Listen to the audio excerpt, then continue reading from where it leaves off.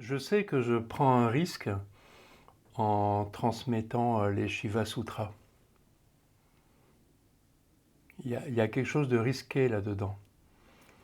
Parce que le shivaïsme fait fantasmer, Mhm.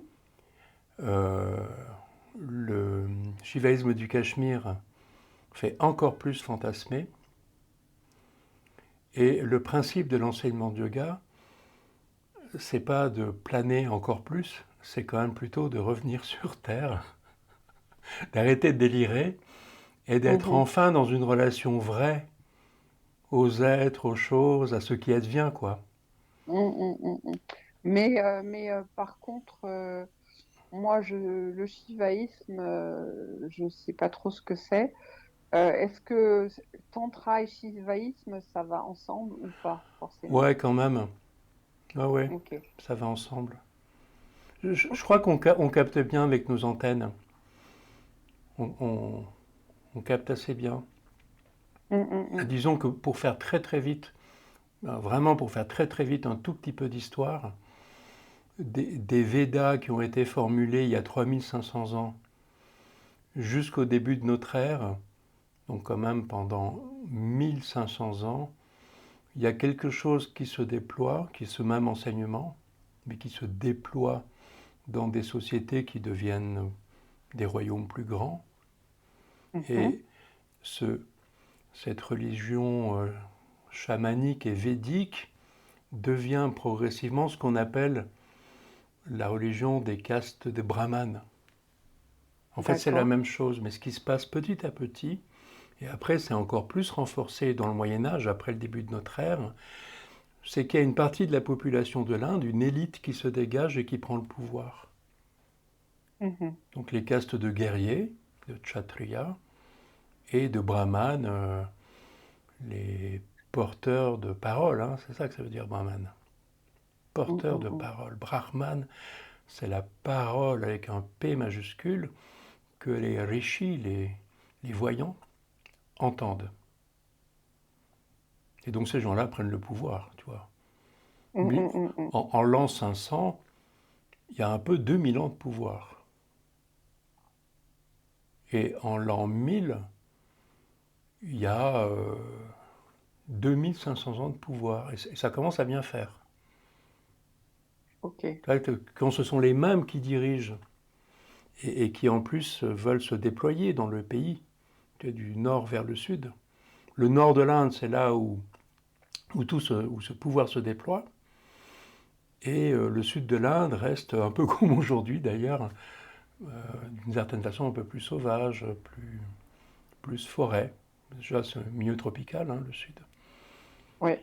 Ouais. Donc le Tamil Nadu, le Karnataka sont toujours aujourd'hui encore un peu sauvages et un peu shivaïtes d'ailleurs. Tu vois, je te raconte ça très vite fait pour te montrer que ce qui est shivaïte en Inde, c'est un peu ce que nous on nommerait un contre-pouvoir. Dans le Mhm. sens où c'est pas des gens qui sont contre. Contre-pouvoir, c'est pas ça, ni chez nous, ni en Inde, ni nulle part.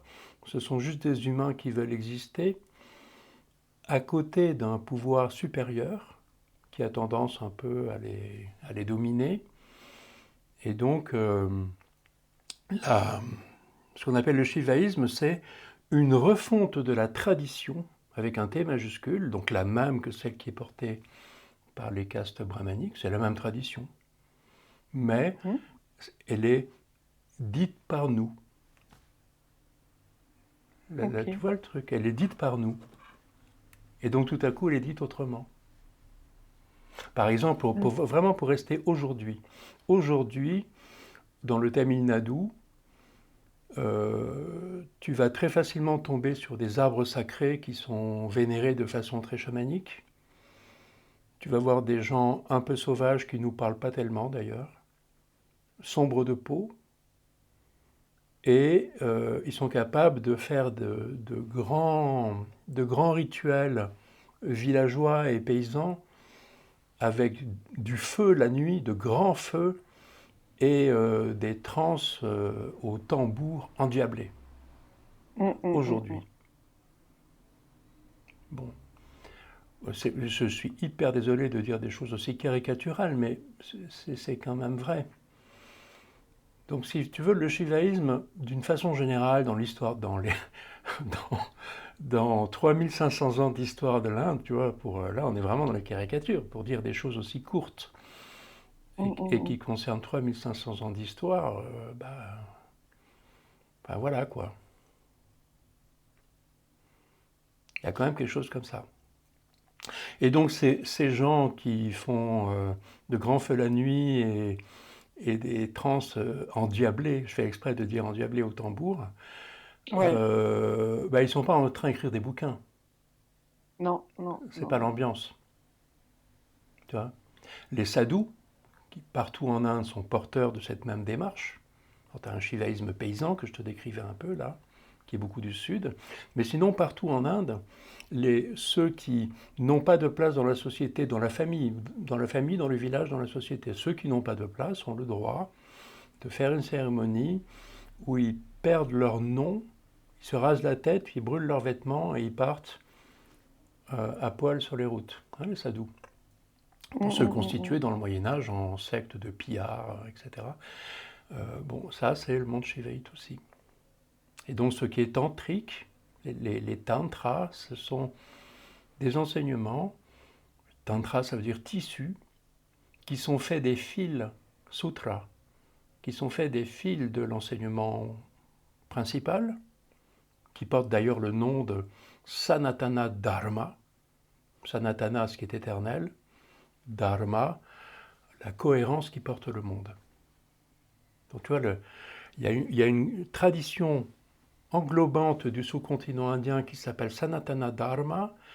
Il y a une élite au pouvoir, les brahmanes et les kshatriyas, et il y a d'autres humains qui ont envie d'exister aussi. Et donc, dans le Moyen-Âge, ils ajoutent de l'enseignement sous forme de tantra, de tissage, mais des fils de l'enseignement principal, afin de dire mieux l'enseignement qui a été corrompu par les élites. Tu vois, on est dans un truc qu'on connaît en fait. Mais ils font des écrits alors? Alors peu, tardivement, Mhm. il y a peu d'écrits à partir du 2e, 3e siècle, il y en a, mais il y en a peu, des tantras. Euh, il y en a énormément 15e, 17e, parce que il y a des sectes qui réussissent, comme les fameux yoginaths, qui ont fini par écrire vers le 15e siècle la Hatha Yoga Pradipika ou la Gheranda Samhita, des textes comme ça qui, bon, ça, j'ai un peu étudié ces deux-là. On n'apprend pas grand-chose. Si on apprend, nous ça nous intéresse beaucoup parce qu'on peut apprendre comment les pratiques corporelles ont pu devenir, dans ces époques-là, donc 15e siècle, 17e siècle, très récemment, des ingrédients importants et intéressants de yoga. Mhm. Tu vois, comment la pratique des postures devient quelque chose de vrai, d'intéressant. On peut trouver ces informations-là. Super, hein. Ok. Mais ce n'est pas Mhm. fondamental, on n'apprend rien de fondamental. Tout le fondamental a été dit avant. Donc la Shruti, la révélation, c'est vraiment entre moins 1500 ans, les Védas, et le début de notre ère, où il y a concomitamment les grandes épopées, euh, qui ne font pas partie de la Shruti d'ailleurs, qui sont à côté, mais où il y a les 6 darshanas, les 6 points de vue sur les 1500 ans précédents. Il y a l'enseignement bouddhique qui est reconnu à ce moment-là comme, ma foi, faisant partie de Sanatana Dharma, et seulement la Bhagavad Gita comme extrait des épopées. Voilà, bon, enfin D'accord. bref. Donc tu vois, le truc général, c'est ça. Alors ce qui se passe avec le shivaïsme du Cachemire, dont les Shiva Sutras sont une provocation, tu vois, déjà, appeler un tantra, l'appeler sutra, c'est une provocation, mais je, je, je, je montrerai que elle tient la route, cette provocation. Donc de donner non pas un enseignement élaboré et tissé, mais au contraire de revenir à quelque chose d'extrêmement docte et lapidaire. Mm. Mais Shiva Sutra, on n'a pas tellement entendu parler de ça. Ben, je sais pas. Je- Je Moi, sais si. pas. Voici, d'accord. C'est un enseignement phare du shivaïsme du Cachemire. Ça date de D'accord. l'an 1000. Et ce que je voulais te Mhm. montrer, c'est que ce shivaïsme du Cachemire, c'est effectivement quelque chose qui est très différent du shivaïsme en général, parce que le Cachemire, je ne sais pas si tu vois où c'est au nord-est de l'Inde, dans Mhm. le piémont himalayen, et en gros, topologiquement, c'est un peu comme la Suisse. Ok. Et donc, pour les mêmes raisons que la Suisse, au Moyen Âge, ça devient un royaume riche, parce qu'il y a beaucoup d'eau, il y a beaucoup de verdure, c'est facile de, de, de vivre et de faire une Mhm. société prospère. Et donc, pour une fois, c'est pas des va-nu-pieds, des pincachiens ou des sudistes noirs de peau qui s'opposent au pouvoir brahmanique, c'est une aristocratie des plus riches et des plus érudites. Et là, Mhm. c'est pas pareil. Alors eux, et c'est en l'an 1000, c'est à un moment où le pouvoir brahmanique est très fort et il n'y a pas beaucoup d'opposition. Mhm. Et eux, tu vois, ça va durer quelques siècles. Après, ils vont se faire rétamer par les invasions musulmanes. 12e siècle, c'est mort. Il n'y a plus personne, tout le monde a été exterminé, il ne reste plus que des écrits. Et Mhm. nous les habitants de Londres, Boston et Paris, on adore ce genre d'histoire, tu vois. On adore. C'est presque aussi excitant que les momies égyptiennes, tu vois. Dans notre délire à nous, ce que je te raconte, ça fait waouh, tu vois. Et hop, on est complètement perché dans nos trucs à nous, à base Mhm. de. Et ce qui est ésotérique est bien, ce qui est éliciste est mieux, parce que moi, comme bourgeois, je me rêve élitiste, nanana. Et aujourd'hui encore, le shivaïsme du Cachemire fait des ravages catholiques dans la bourgeoisie chez nous, parce que on s'y reconnaît, enfin, on s'y fantasme plutôt, Mhm. tu Ouais. vois, on s'y fantasme, et mais sans aller voir, tu vois, donc on s'y fantasme, on survalorise ça, on dénigre la shruti, c'est-à-dire on dénigre le sanatana dharma, sans le connaître évidemment, et on a Mhm. l'impression qu'il y a un tout venant populaire et médiocre en Inde, et qu'il y a cette étoile shivaïte qui est tellement digne de moi. Délire total. Et c'est pour ça que euh, depuis plusieurs années, j'ai des élèves qui me disent ouais, mais tu quoi, t'as étudié parce qu'on a fait ça avec Aliette de Grasse, si tu veux, Mhm. on a Mhm. étudié tout ça avec Aliette à la Et vitesse, les Shiva les Shiva Sutras, Sutra? et pas D'accord. seulement. Oui, oui, on a pas mal travaillé avec Aliette. Et si tu veux, D'accord. à la vitesse d'Aliette que tu connais, avec une extrême lenteur, on a mis peut-être un an et demi à faire les Shiva Sutras. C'est très Mhm. court, comme c'est un texte très très court, beaucoup plus court que les Yoga Sutras. Mais tu vois, alors moi jusqu'à présent, je lui avais dit, ouais, ah non, ça, c'est parce que je rame déjà beaucoup, moi, pour ramener les personnes qui viennent travailler, pour qu'on soit simplement là. Alors toutes les histoires qui perchent, pour moi, ça me fait des voyants rouges sur mon tableau de bord, tu vois. Ouais, ça C'est- fait s'envoler les gens. oui, ça fait se percher. Et Mhm. là, à force, bon, bah, puis à force d'étudier moins, parce que j'y reviens souvent, en fait, j'en parle très souvent. Je parle des Shiva Sutras tout le temps en donnant les Yoga Sutras. Puisque cet enseignement qui vient vers l'an 1000, donc 1000 ans après les Darshanas, desquels font partie les Yoga Sutras, 1000 ans plus tard, ils disent des choses qui sont des correctifs hyper importants sur toutes les bêtises qu'on a l'habitude de croire sur la tradition. C'est hyper intéressant. Mais, comment t'expliquer? Je vais essayer de te donner un exemple encore trivial. C'est, je dis souvent que les Yoga Sutras, c'est un truc pour les gamins du CM2. Je ne sais pas si tu as entendu dire Oui, ça. si, si, je me rappelle. Dans le sens, il y a un double sens dans ma blagounette. Le premier sens, c'est que c'est vraiment un truc pour les enfants Et c'est une méthodologie très simple pour connaître notre façon de connaître. Et si tu veux, c'est apprendre à connaître sans objet pour des jeunes gens qui plus tard seront médecins, astrologues, qui auront un boulot.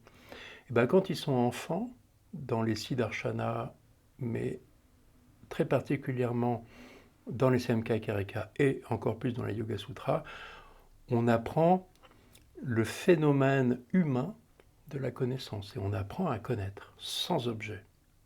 Sous-entendu, après, on va connaître, non pas savoir, non pas apprendre, mais connaître, écouter, entendre. C'est vraiment ça l'objet du Yoga Sutra. Et c'est un truc pour les gamins, et je dis toujours CM2, et en disant attention, au CM2, au début du CM2, ça fait 4 ans que tu apprends la magie et le sanskrit à temps plein. N'est-ce pas? C'est le propre du CM2, c'est que les gamins, c'est une blague, mais c'est très sérieux en même temps. Ça fait 4 ans qu'ils sont à temps plein à apprendre les choses de leur monde, comme nous.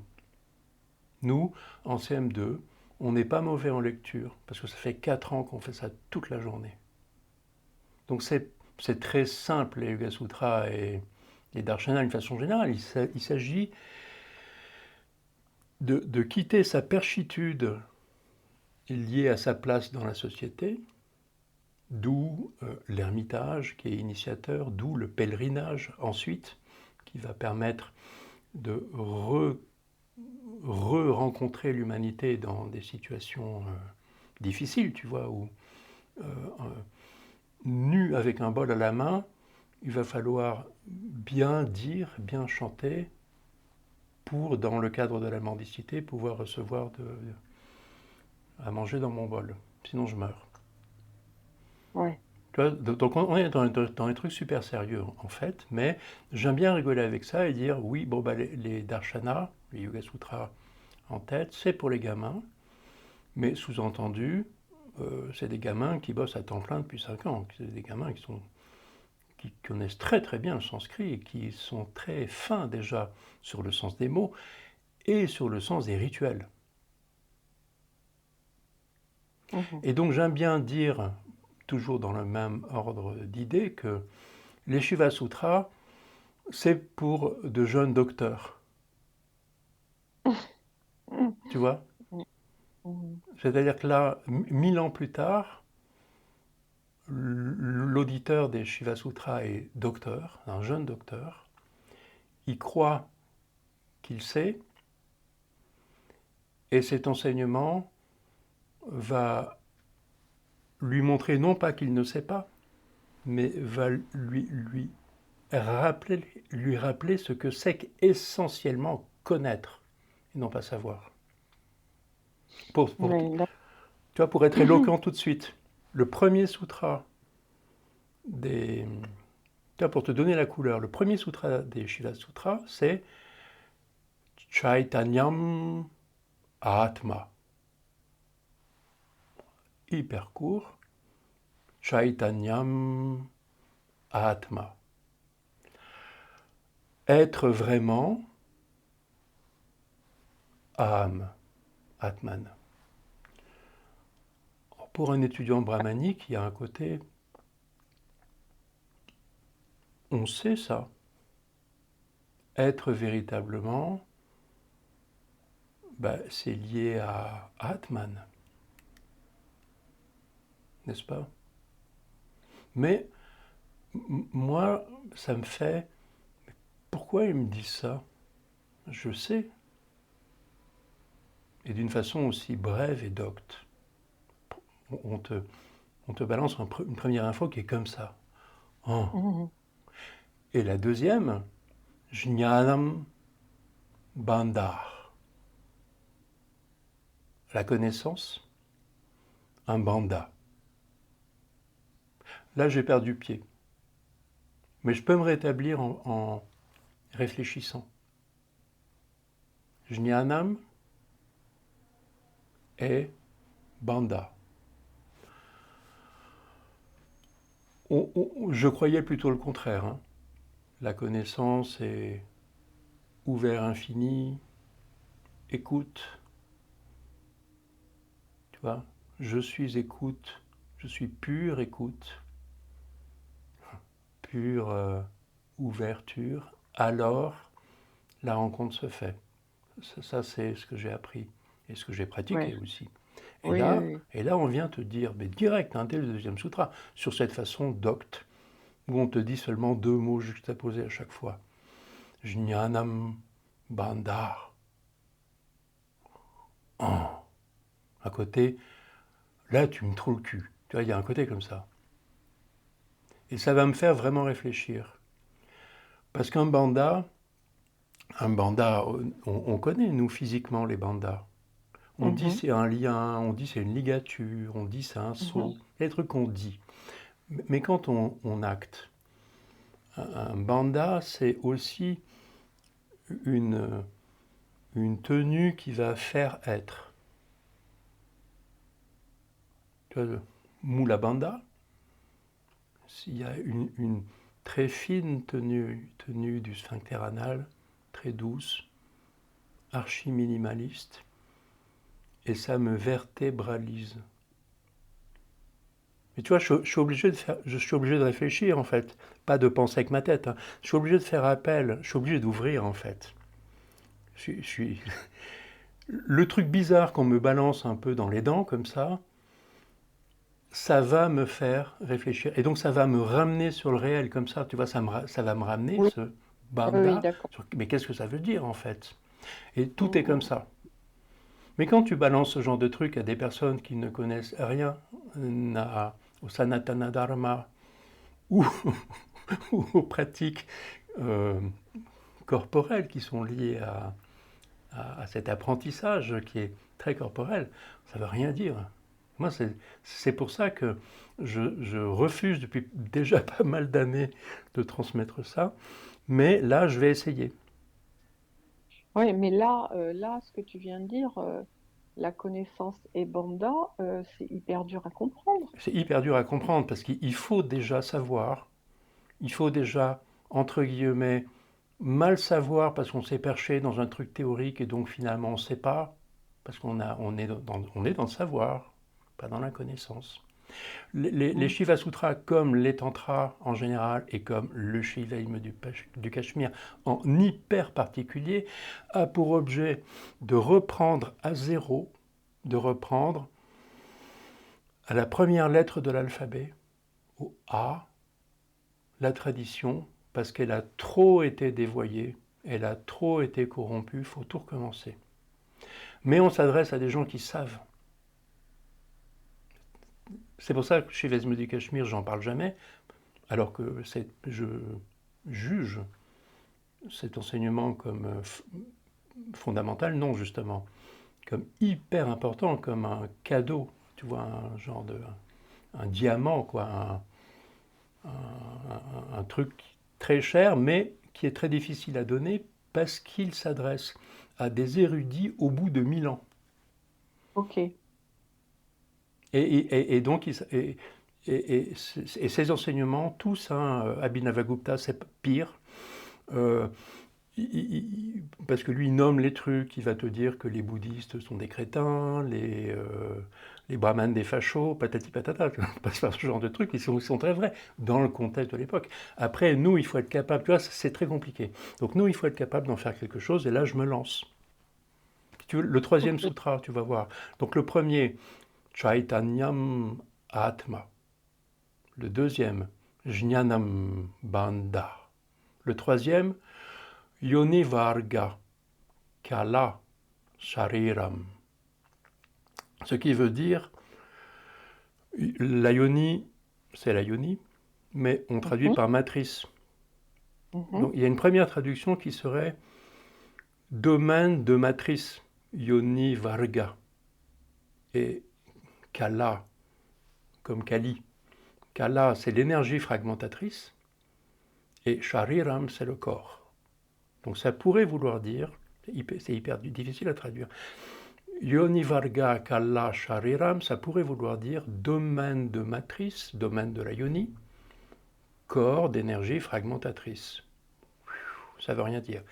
Donc si tu remets ça dans un français, pas un français, mais dans un vocabulaire français plus euh, audible, moi je propose que ça pourrait vouloir dire yoni engendre, le domaine qui fait un corps, on appelle ça engendrer en français. Ouais. Yoni engendre énergie fragmentatrice. Ça me semble cachère. Mais ils sont en train de te dire quoi? Au troisième sutra, tu vois la vitesse. Sérieux, ça dit quoi? Et moi, étudiant brahmanique, là, je suis couché par terre ou je pète un câble, je me mets en colère. Parce que non, Yoni, la matrice, c'est la déesse, c'est la prakriti. Tu vois, Yoni, la matrice, fait apparaître prakriti ou shakti, la puissance, fait apparaître. Tu vois, dans mon logiciel de bon petit magicien qui a appris, tu vois, tous les rituels védiques et tout ça, moi je sais que la déesse ou la prakriti, même si je suis shivaïte, hein, fait apparaître. Et là, au troisième sutra, ils te mettent dans les dents, encore une fois, Yoni engendre énergie fragmentatrice. Le contraire Bah oui. le contraire du lieu commun. Mais par contre, si tu regardes mieux, qu'est-ce que c'est vrai? Qu'est-ce que c'est vrai que tout ce qui est manifesté est comme une réduction, comme une pâle, comme un pâle épiphénomène du phénomène primordial. Qu'est-ce que c'est vrai? Alors ils disent Yoni engendre énergie fragmentatrice. Ils te disent fais gaffe. Tout ce qui apparaît dans le monde, la manifestation, est un modèle réduit du modèle de la matrice. Ouais. Et donc on te parachute dans un monde qui est fragmenté et qui est imparfait. Mais pourquoi fragmenter? Parce que l'utilisation de ce terme fragmenté, alors moi je me permets de l'utiliser parce qu'il est utilisé partout, et parce que dans les traductions en français, tout le monde est d'accord pour, pour ce terme fragmenté. À propos de Mais cal... fragmenter, ça veut dire quoi? Fragmenter, ça veut Eh dire bien en ça dessous veut d'en dire que dessous? c'est une part du tout. Ah oui, d'accord. C'est dans ce sens. Ok, ok. Donc si tu veux, tu as vu en trois sutras le bordel qu'ils nous ont mis. Et Ouais, c'est con. oui, et pour nous, et en plus moi je pense que c'est très intéressant que je te parle à toi là maintenant, puisque tu as entendu Aliette de Grâce tout au long des Yoga Sutras, donc tu es ultra familiarisé à cette gymnastique, j'allais dire, tu vois, à cette...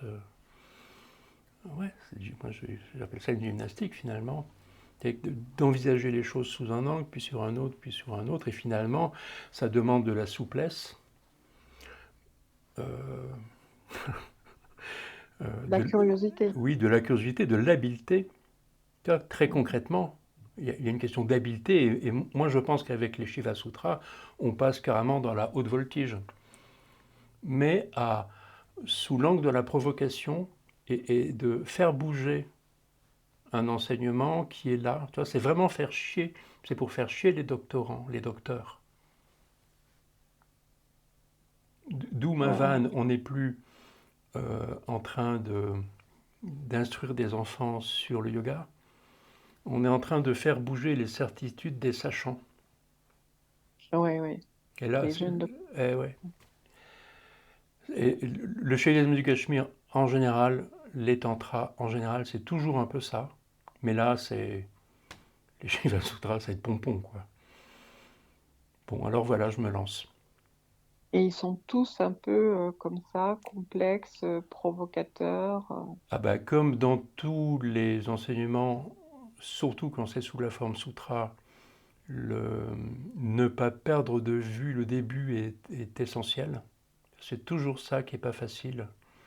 C'est qu'en fait, tu avances dans un enseignement, mais nous, on a tendance à être dans la photo du moment et à avoir complètement oublié le début. Mm. C'est pour ça que traditionnellement, on apprend par cœur et on apprend à les scander avec une mélodie, de façon à ce que la mélodie ancre à la syllabe près, et même à l'intonation syllabique près, ancre quelque chose d'invariable, quoi. Parce qu'il s'agit de, comment dire, c'est toujours le cas, hein, qu'un paysage entier se forme et qu'on soit capable de circuler dans un paysage qui, pour le moment, parce que nous sommes des étudiants, est surimposé au monde. Et un étudiant qui réussit ses études passe l'enseignement et se retrouve dans le monde.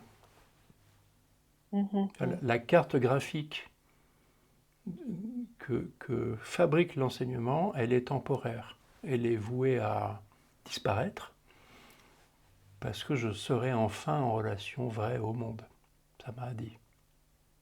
Mhm.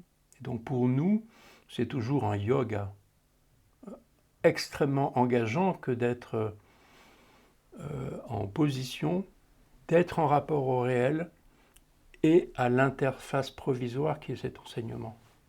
Bon, ça, c'est pas parce qu'on est dans le shivaïsme du Cachemire ou dans des tantras que c'est différent. C'est toujours le cas dans ces enseignements de Sanatana Dharma, c'est leur pratique. Mm. C'est-à-dire que ça te prend dans tes mots, ta façon d'entendre la langue et de la parler en lien à ce qui advient dans ton existence, vraiment, avec cette interface provisoire de l'enseignement qui est là pour te régler les trucs et te former un paysage. Mhm. C'est Ouais. extrêmement exigeant. On peut pas. Quand tu dis interface, c'est un peu comme un filtre.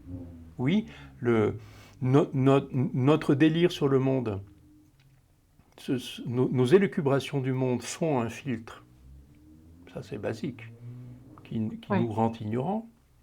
Mhm. Il n'y a pas de rapport avec le monde, parce qu'il y a nos fantasmes, nos idéations, etc., notre imaginaire qui fait interférence avec le réel, donc il n'y a pas de relation. Ça, c'est l'ignorance.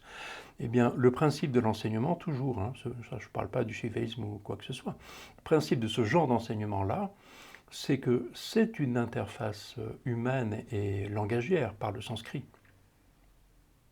Bien sûr que c'en est Mhm. une. Mais elle est censée être samskrita, parfaite. Mhm. Mais elle est vouée donc à s'évaporer. Tout étudiant qui est, et c'est bien là que le shivaïsme du Cachemire, principalement, vraiment, a su plus que dire, ça ce que je te dis, tout le monde sait le dire dans l'histoire de la transmission. Mais le shivaïsme du Cachemire, ils ont réussi à l'écrire, ils ont réussi à le poser. Non pas en texte, hein, c'est pas des textes, ils ont réussi à le poser en aide-mémoire géniale. Ouais. Hein, les textes indiens ne sont pas des textes. Aucun texte n'est un texte. Sauf peut-être les épopées sont des épopées, Oui. mais toutes ces Oui. Upanishads, ces darshanas, ces sutras et ces tantras ne sont pas des textes. Ce sont des aides-mémoires d'un Oui. enseignement oral. C'est très clair aussi. Hein. Oui, oui, oui, d'accord. Chose qu'on a D'accord. besoin d'avoir toujours en tête. Donc Et voilà, c'est tu qui? vois, pour moi, c'est un risque. Je galère au quotidien à transmettre tout un tas de choses de la shruti. Et là, je me lance dans un truc de ouf où il faut vraiment être un peu fêlé pour suivre. Mais et il faut surtout trouver les auditeurs. Parce que Ça, si ça ne c'est des m'appartient gens. pas. Oui, oui, oui, bien sûr, bien sûr. Mais c'est plus difficile quand même de trouver des jeunes docteurs que des CM2. Oui, mais il se trouve que on me l'a souvent demandé. Ce qui fait que j'ai envie de transmettre ça maintenant, c'est qu'en fait, j'en parle tout le temps. Et je suis probablement ambigu, mais dans mes transmissions normales, je parle tout le temps du shivaïsme et du Cachemire, puisque Ok. c'est une référence qui va éclairer les autres enseignements plus anciens. Et Mhm. donc toi, quand tu es un ouvreur de boîte, moi je suis un ouvreur de boîte, ben, pour bien ouvrir mes boîtes, j'utilise tout le temps le shivaïsme du Cachemire, et donc tant qu'à faire, je donne mes références et je fais des citations. Et donc ça donne envie à des amis de, de l'étudier. Et moi jusqu'à présent, je vais toujours dire non, ça va être l'horreur. Ok. Et maintenant je dis ah, non, j'ai envie de le faire, d'essayer en tout cas. Mais avec de Ouais, ouais. l'humour, tu vois, avec de l'humour, du désir, et bon, c'est pas là non plus la mer à boire, hein. On est Non, juste. non, non, mais à partir du moment où il y a une demande et il y a des gens curieux pour écouter ça, c'est sûr que ça vaut le coup. Bon, moi j'ai envie de le donner, de toute Mm, mm, façon. mm. Après, si des personnes veulent venir écouter, c'est pas moi qui décide. Je ne peux décider que si j'ai envie de le donner. Et j'ai envie de le Oui, donner. tout à fait. Tout à fait. Mhm. Mais avec, en essayant de transmettre un peu tout avec, Mhm. y compris cette façon de se détendre. Il y a quand même une façon de se détendre avec les objectifs. Non, non, non, beaucoup de problèmes avec ça, se détendre avec les objectifs. Euh, Là, c'est quand même simple. Il s'agit d'arrêter de délirer. Ouais, ça c'est un objectif simple. Oh ouais, c'est pas facile, mais au moins c'est simple. Mm, mm, mm.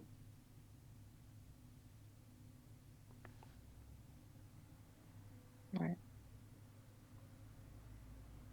Mais je sens que tu as bien entendu. Chaitanyam Atma Jnanam Bandha. Ouais, ouais, ouais. Ça marche. Non, mais c'est très Ça cool. vient nous enrichir, quoi, quand même. Mm, mm, mm.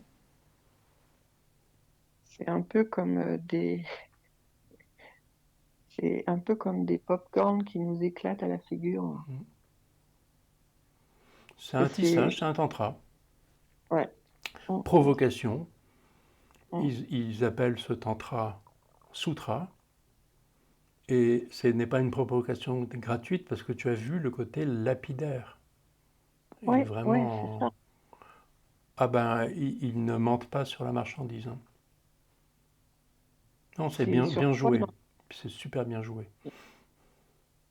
C'est surprenant comme forme aussi, pouf, Ah oui, aussi c'est court. des juxtes. Mm. Alors, le sanskrit est toujours une juxtaposition de mots. Le sanskrit n'est jamais encombré de qui, que, quoi, le, la, lou, la, la, tout, hein, que nous on a en français. Le sanskrit est toujours un peu juxtaposition de mots avec beaucoup de questionnements. C'est-à-dire que c'est pas une langue hyper précise dans l'objet comme le français peut l'être. Il y a toujours une ambiguïté. Donc pour la langue des oiseaux, c'est génial. Mais pour euh, regarder tous les plans, pour apprendre à regarder tous les plans, c'est une langue géniale aussi. Et là, tu es dans la quintessence. Là, Mm, mm, mm, bon, plus tard dans les sutras, il y a quand même des sutras un peu plus longs. mm. Oui, bien sûr. Donc l'enseignement de yoga est redonné, mais en essayant principalement, comme pour être trivial encore, de débunker les erreurs les plus courantes que les géniaux tantrikas du Cachemire de l'an 1000 avaient repérées dans la corruption de la tradition.